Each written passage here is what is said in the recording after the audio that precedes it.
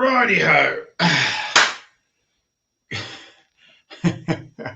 Wow, Alison, absolutely right. Am I on? Am I nearly on? Let's get this show on the road. Yes! Tuesday night, cheese night, and look. Cheese. We get carried away with the whole coolness of cheese, the detail of cheese, the nerdishness of cheese, the history of cheese, the provenance of cheese, the variety of cheese, the very cheesiness of cheese. But I thought tonight we'd just talk about cheese. I've got 10 cheeses in front of me, 10 cheeses. Some great, some testing, some interesting, quite a lot of ones you're going to know, some from the Academy of Cheese Level 1. I don't know if you're going to point out the mimolette there, one of my most interesting cheeses from a production point of view. But I just want to talk tonight, about putting it on a cheese board. Matching is a wonderful thing. I really enjoyed that perfect match. And in fact, tonight I've got a cheese, the Formidon Bear in front of me. That was one of the best matches I've ever had when I had it with a never eat shredded wheat, a Eastern Loire white wine, slightly sweet. So I really believe in matching. And I really believe that we should really try hard to make cheese shine and do that thing. But we also have to remember, bluntly, oh, just making sure you can hear me. Can someone just say they can hear me? Can everyone hear me? Does someone on the screen just say they can hear me? Please say you can hear me. Oh, that's interesting. Right, when we plugged in the right.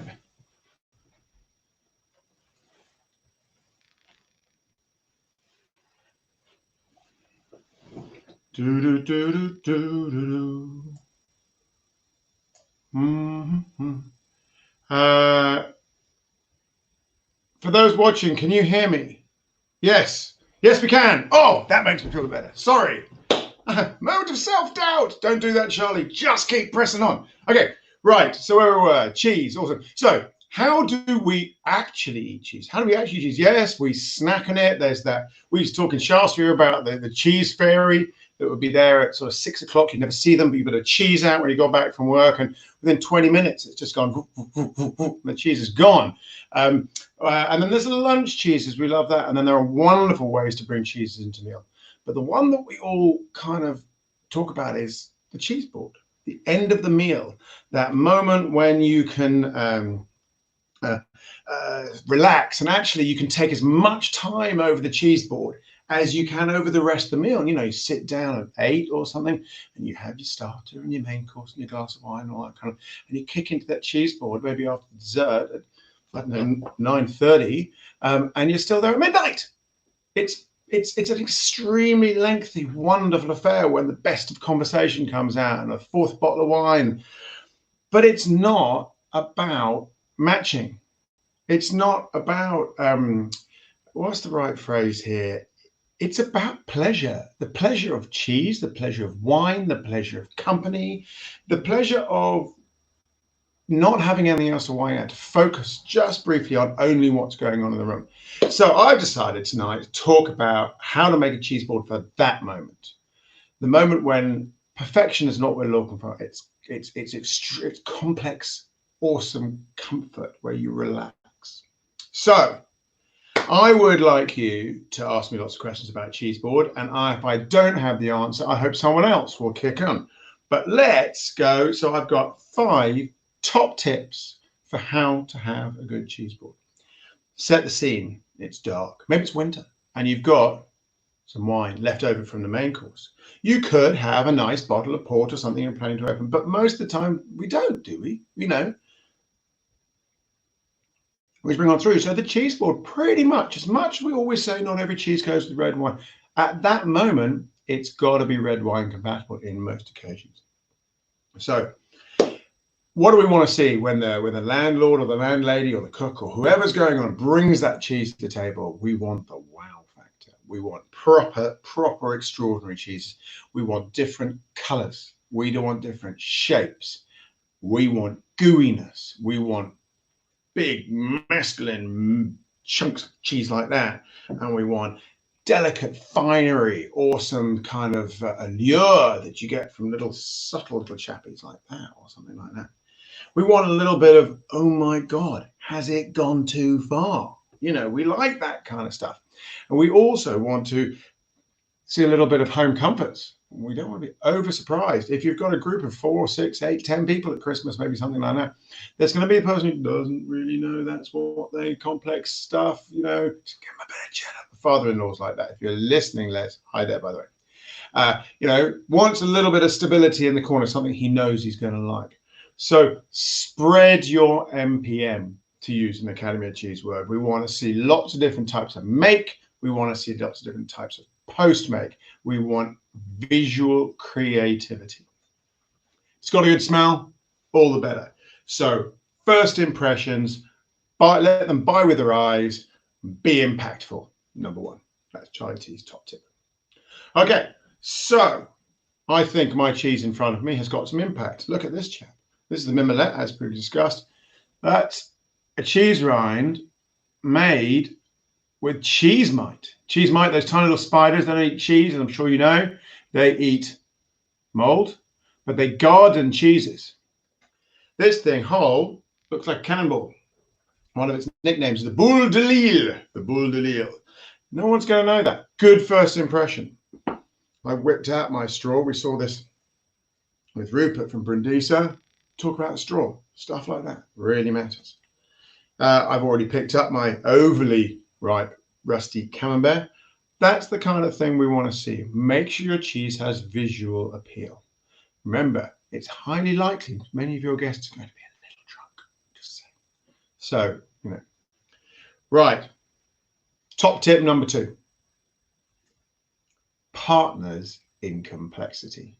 Dun, dun, dun. What on earth is partners in complexity? If you, and we'll start tasting in a second, if you put 2 cheeses on there where one is substantially more complex than another, the one that is not complex is going to feel like that wallflower, the one that no one wants to dance with. You know, it's, you know, maybe his breath smells, or he's got his dress on backwards or something like that. He's just not going to have it. And I've got one here, right? So I've got Steinekas, one of Valo von Mullenen's Gruyere styles, Alpine styles. Very nice. Not as old as some of his other stuff, so we're talking about a 12-month here. It's got that kind of rubbery kind of feel to it, like good Gruyere. Got a few holes. It's creamy. It's got its balance of sweet, salt, and savory. And you let it come up, and it got a sweet start, a rising savory. But you get into there and you get tones of, and this is not a negative, almost like little rubber tones, wood smoke tones, malty tones, maybe even a little bit of dried straw tones, and some things in the animal fermented section. So there's a fermentation element. Really interesting, complex cheese, but beautifully laid out on a sweet cream kind of bed, a solid, simple flavor bed with a complex on that. I'll pop over here. That's really good. And have a look at this cheddar. Now, I'm not going to name it, but it's out of a packet. It's not Cathedral City. Just going to say that. Sort of it's a weight. Oh shit! It's a supermarket name brand. And compared to that, all we're going to get, all I am getting, is fat and salt. Now, if I had this on its own at lunchtime or something like that, I would get more nuance from it. But when you have a cheese as complex and interesting one sitting next to this, this one just doesn't stand up. I am not a cheese snob. I love this cheese. It's in my fridge for a reason. It's very useful for me. I do a lot of things with it. But it's not a good cheese board choice. Just going to say. Just got some on our wall of cheese. Well done, Claire. It is an astonishing cheese, isn't it? And I'm going to slip in a top tip on this one. Right. This is not one of my big points, but I want to slip this in. This cheese is slow to the palate. Okay. So if you want to make this work for you, slither is going to be better than a chunk. So put it on your mouth. In fact, I've almost cut that tooth out. Right, allowing the moisture that you need to bring to them and the warmth to come out of it. At that point, the flavor is going to release. So this cheese can, and it's just not true, it can appear not so tasty because it's just slow to develop in the mouth. So as a good cheese moment when you are bringing people the cheese board, it might be good to put a cheese grater, not cheese grater, a shaver on here, or cut some slices, or maybe even serve it cut. Don't be afraid to do that. Of course, it's got the issues with what happens if it's some leftover, and if it's a big cheese you can put. But little slices like this.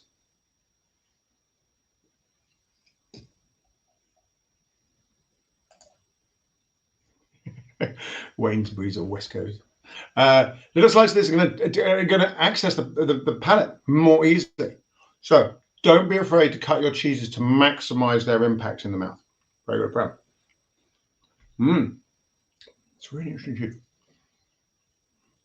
Right, where were we? Partners in complexity. Top tip number 2. Top tip number 3. Crowd pleasers.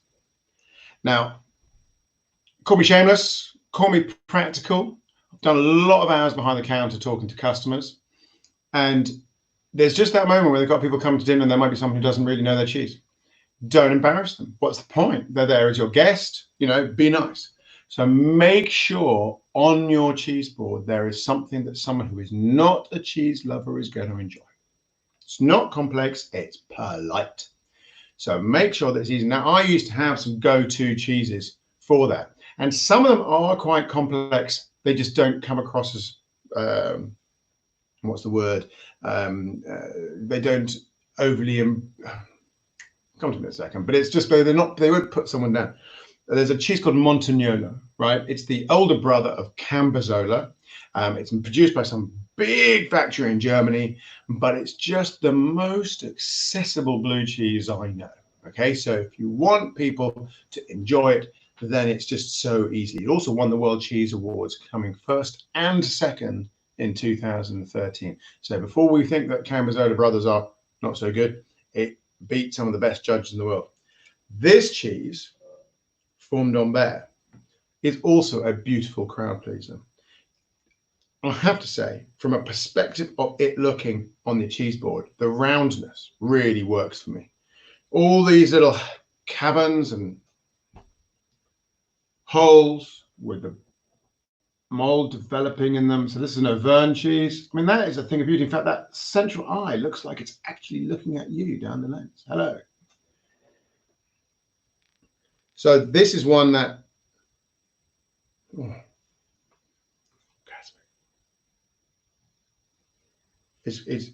people will just love. So I'm going to have some now. Now, I probably should have let this warm up a fraction more, because when it's warm, the paste really goes right across your tongue. Relax them. Now, also at the wrong temperature, and this is a good example, it's not just the flavors are more accessible, but they can be out of balance. And this one is coming across a little salty. We're at another 3-4 degrees. It won't. Right. That's obviously top tip. It's not on my cheese board, cheese names, but in presentation wise, totally essential to send it out at room temperature. Don't let it sit out on the sideboard in your dining room for those big dinner nights or a hot kitchen, because once they pack over 23 degrees or something like that, the cheeses will decline. So as much as it looks beautiful to have people to walk in and have dinner with you with a cheese board on the side, if you think your room is going to become too warm, too much good times being had, lots of bodies getting warm, keep the cheese board somewhere cooler during the day. So put a crowd pleaser on the board. Make sure there's something for everyone. Right. Next thing, matching to wine. This is the big one. You are not going to, if you have 5 cheeses on a cheese board, you're not having 5 wines. It's just not going to happen. I mean, it's extremely fun to do. And on occasions when we put 5 wines on the table, maybe 4 wines of beer, whatever goes right with it, with your cheese is what you've matched perfectly. A lot of raucousness. But bottom line is you're almost certainly to go into your cheese board with just one drink. Now, we have this theory of friends, lovers, and enemies, where friends is where the cheese is neutral against what you're drinking. You get a bit of both. Now, I've got a Mualenga here. Mualenga, my pronunciation of it. Now, I was tasting this earlier. Goat's milk, traditionally not a red wine drink. It looks really cool though, has its little straw. Very nice. Why don't you put it on the cheese board? Why?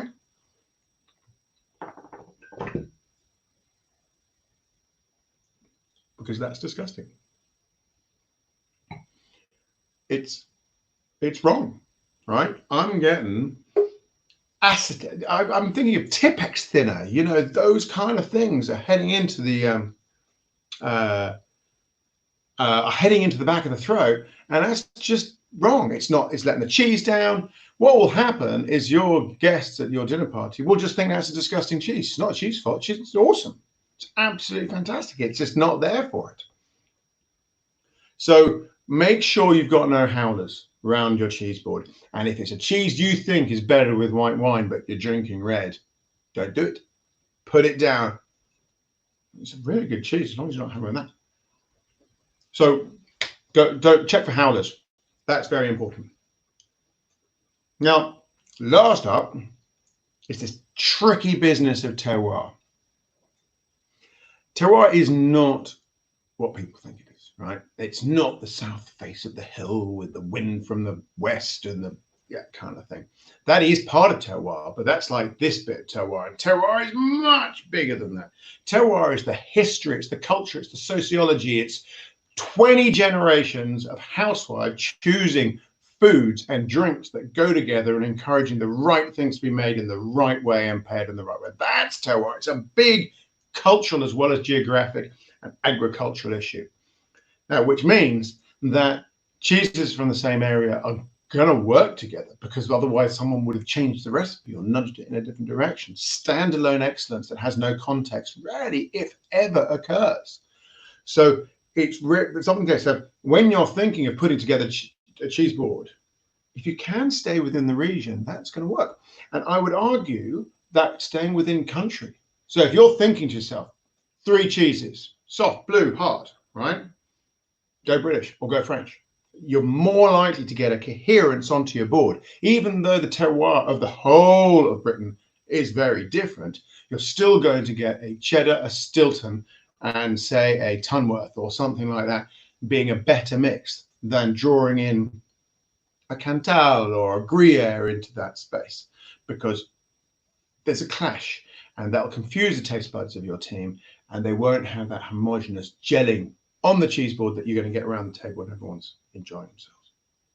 So that is my 5 top tips for a practical cheese board, an essential cheese board, a cheese board that is part of the journey, not excessive focus on the cheese itself, but fits into your community and your dinner. So 1, spread the look, spread the light, make it look beautiful, variety on your board.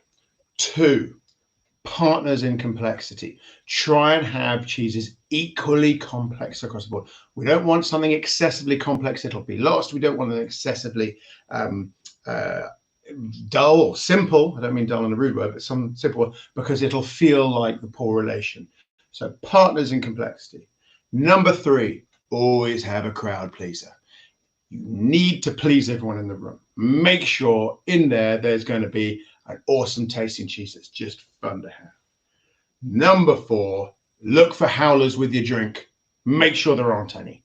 Make sure that you're not pairing the wine of your choice, your red wine, up with a goat's cheese by accident and it tastes awful. Look for no howlers. And number 5, try and follow a little bit of terroir. You don't have to, it's not essential, but it's more likely to give a cohesion into your cheese board in flavor terms than if you go wild all over the place. Cool. Right. I've got some top tips here, but I actually see that Nigel's popped in. Nigel Barden is going to talk to us a little bit about the virtual Cheese Awards, which is coming up. But also, I know that he's got some stories about judging and how cheeses interact in judging. So I'm going to come on to that in a second. But I think he's just sorting himself out. Are you there, Nigel? You going to nod? Oh, he's checking his hair in the mirror. Okay, let's see that. Let's embarrass him early. Come on, bring it on. Has he got any hair left? Oh my goodness! Yeah, can you hear me? Yes, I can very well. I'm assuming everyone else can, so that's good. Right, we've got some questions coming in, but it's good to see you, Nigel. We're going to talk a bit about the virtual Cheese Awards, aren't we? Yeah, it's going to take place a week on Saturday. So and it's going to be just again championing the profession and all the people in it. Yeah, you're running at about 5 seconds behind your mouth and your ears are having, but let's just roll with that.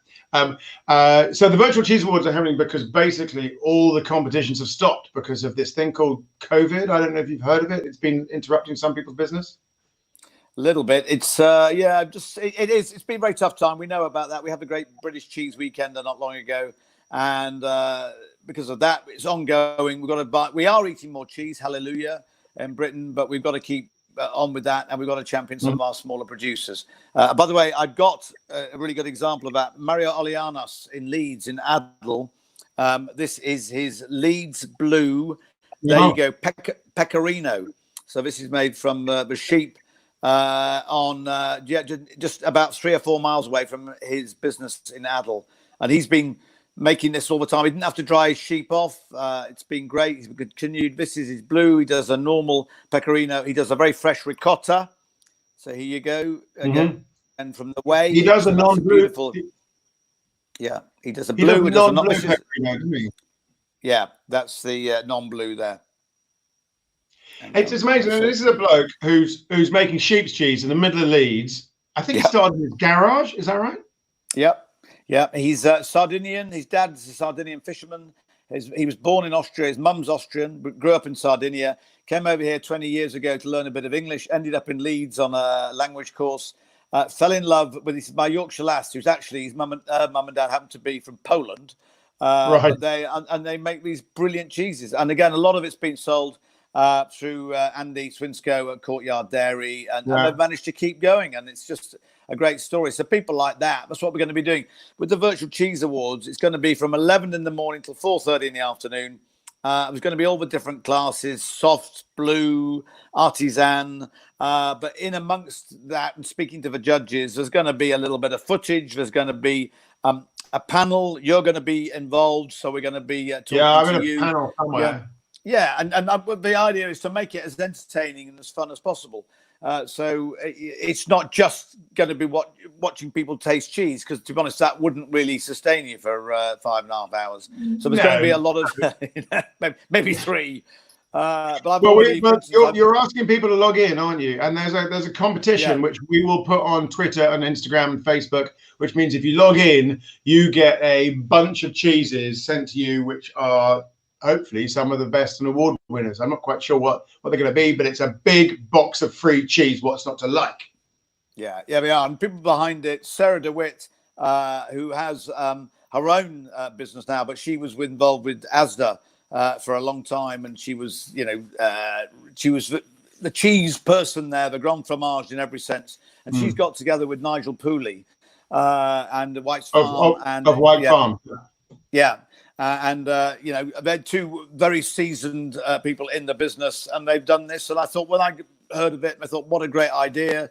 But let's make it a fun, entertaining day. Let's do some awards online. But again, highlight the scenario of how consumers can eat more, but speak to some of the cheesemongers, the cheese producers, people like Sam Wilkin, the Cellarman Sam.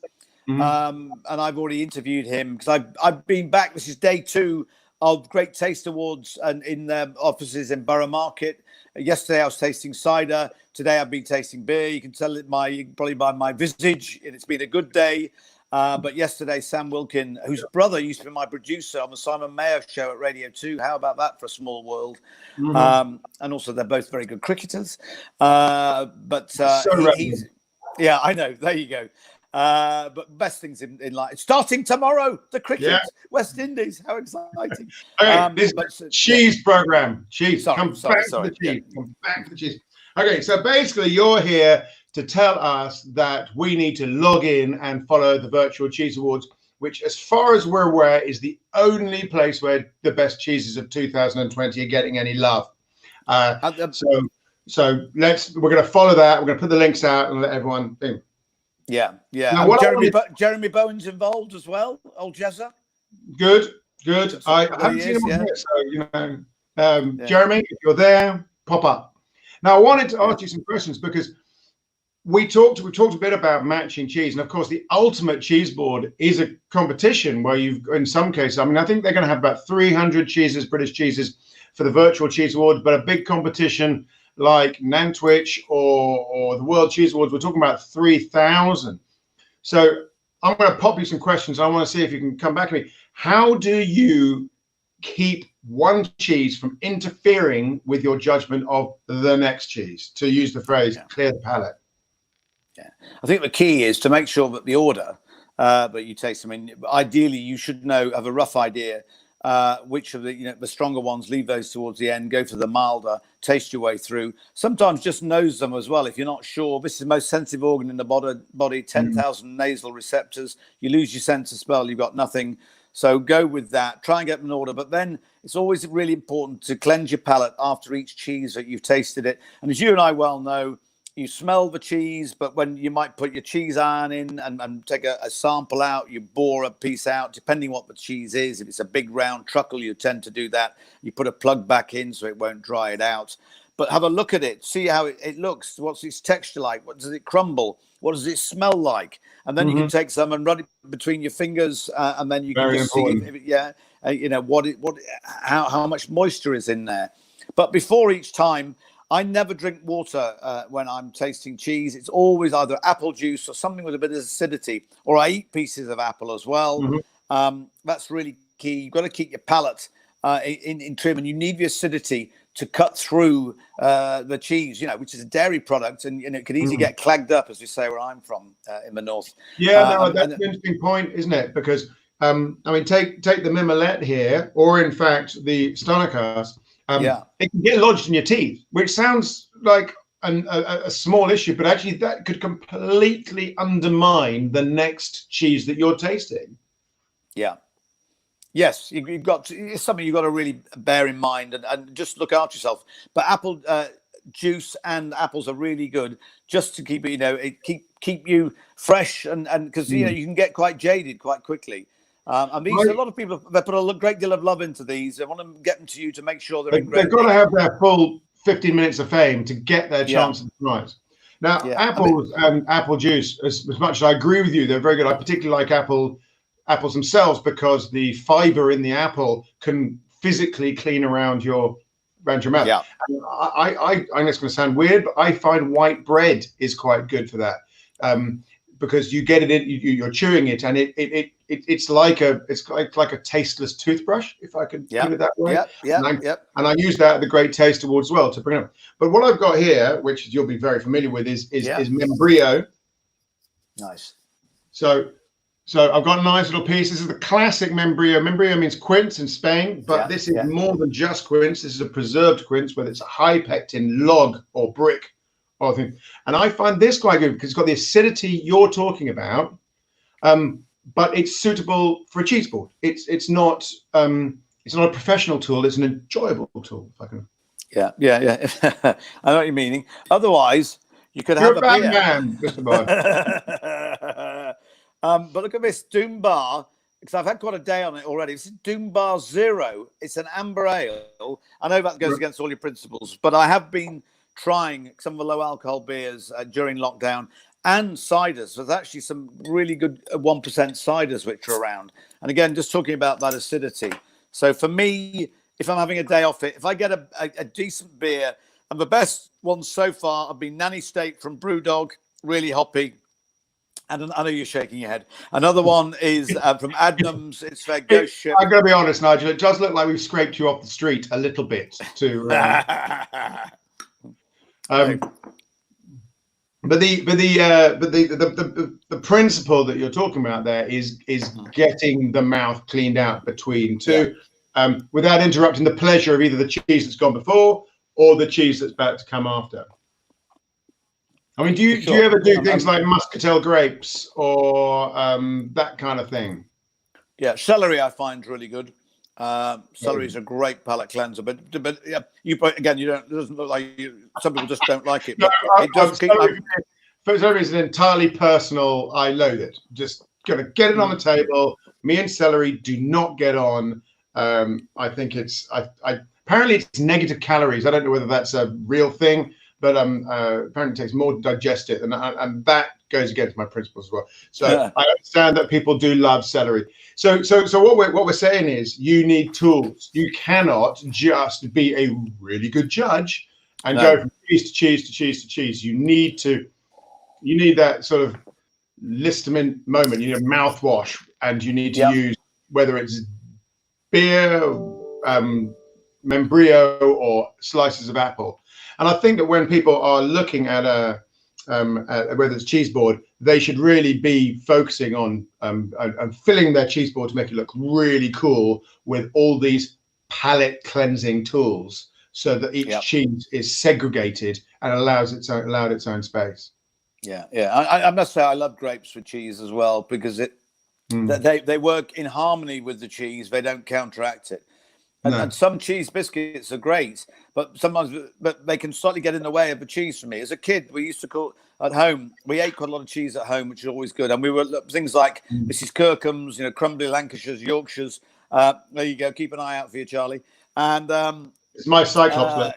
Yeah, but it's very good. But Pierce Brosnan was in that film, the remake of the one that Steve McQueen was in. Yes.